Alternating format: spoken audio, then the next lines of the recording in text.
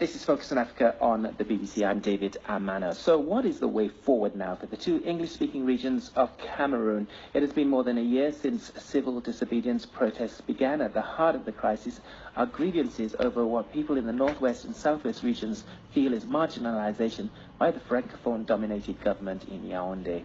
Well, one of the men who called for the demonstrations last year is Nkongo Felix Balla, a lawyer and leader of the outlawed Cameroon Anglophone Consortium of Civil Societies. He's in London right now. He was actually released from a lengthy jail sentence earlier this year and stood accused of terrorism and treason charges. So why has the government given him freedom to move around now? I was accused of terrorism, secession, incitement to civil war, group rebellion, and also attempt at changing the form of the state, amongst others. There were 8 charges against me. And which of those charges do you admit to? None of the charges. I mean, all the things that they said, we were innocent. You know, we didn't commit any crimes. The consortium was clearly a non-violent organization. We said it in all our communiques. We said it in all our press statements. So I think we're arrested because they felt that our leadership quality, we were total in control of what was happening, and our people listening to us. It was more of trying to see how they could kill the movement. What about the charge of calling for secession? Well, we never called for secession. If you read all the communiques from the consortium, we talked about a federation, we talked about a two-state federation. The consortium had never spoken about independence, restoration, and secession. Until date, that's the same position that we maintained. We were for a federation. We've never been for secession, restoration, or independence. And that's how it started. You know, you even have supporters in the US calling for independence of the UN, calling for a state called Ambazonia. What do you make of that? Independence is a very emotional thing. You know, everybody likes it. But I look at the reality. I'm a realist. You know, I look at the feasibility of having it. I am for a federation that would bring the two Cameroons together, the Anglophones and Francophones, to build a stronger country. Because let's be honest, we can have unity in diversity. We can respect each other's specificity and cultural differences, linguistic differences. But we are a people, we are one, and we can build a stronger nation by being together. So I don't think separation is the panacea for the time being. And you'll agree that's a softer line than calls for independence?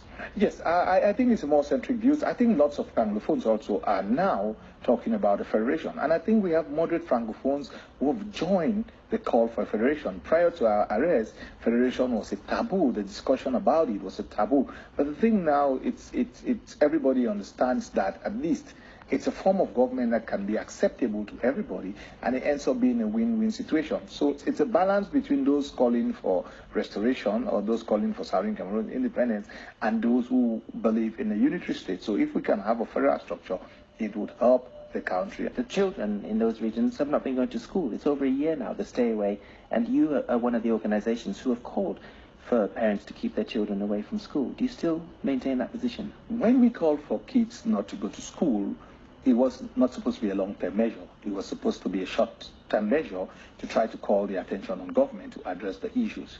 I believe that now it's time for kids to go back to school.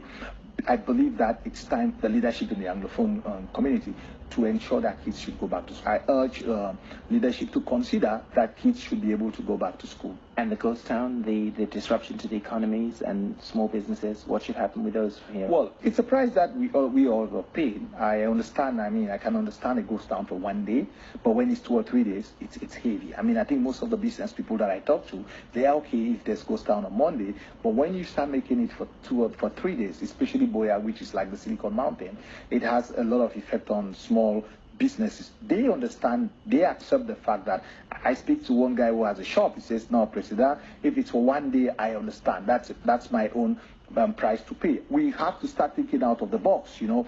We can still continue the struggle while not killing the goose that is laying the golden egg. You were jailed for 8 months.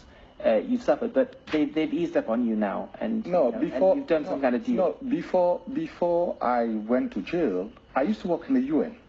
So I've lived in the West for at least 17 years. I travel at least 3 times every year. So it's a continuation of who I am or the things I do. And let's not forget, before I went to jail, those who know me, I stayed in my house that I built, my office, I own it. You understand? So I think it's more about people who don't know who I am and who don't understand, who don't really know the kind of person I'm made of. But Dr. Fontaine himself, we don't have an ID. You know, our bank accounts are blocked. Are you in touch with him? Yes, I mean, we live in the same town. We are constantly in touch. So there is. Are you still following the same path? Yes, we are still following the same path.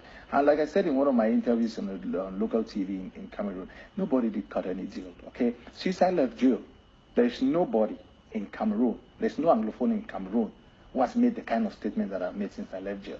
I want to see one person who has made the statements that I've made since I left jail. Nobody living in Cameroon, including the leaders of the opposition, including those who want to run for president, nobody has made the statements that I've made in Cameroon. For somebody who follows the political landscape of Cameroon, it will be shocking for one to say that because I travel out of the country, you know, I went to Ghana. That was on a UNDP high-level panel discussion on the future of governance in Africa, and a ticket was bought by the organizers. For the beginning of next year, where do you want to be? Do you want to be in negotiations with Yaoundé? I think the first thing is I'm trying to lobby for us to have an all-Anglophone leadership dialogue conference where leaders should meet and try to strategize on immediate, short-term, immediate, and long-term goals. So really what you're saying is you want to achieve unity first because yes. you're disunited? Yes, amongst the leadership. Then we can have an all-Anglophone dialogue forum where everybody would sit, hoping that we would have a negotiation with government to address some of the issues. But in the meantime, the government is not waiting. You've got an election next year. President Biya is going to walk it, isn't he? Yes, and I believe that Anglophones also, we have to start thinking how to get into the political process. Because if we have 45, 50 parliamentarians with moderate Francophones who are for a federation, then we can make things happen. We cannot be absent from the electoral process, from the process. We need to get involved. We need to try to see how we can create a movement. We need to try to see how we can bring like-minded people on board. Because even if we don't go for elections, others will go. Our representatives will be the people we don't like, but they will have to represent us for the next 5 years. And that's lawyer and Congo Felix Agbo Balla of the Cameroon Anglophone Consortium of Civil Societies. This is Focus on Africa. Let's go to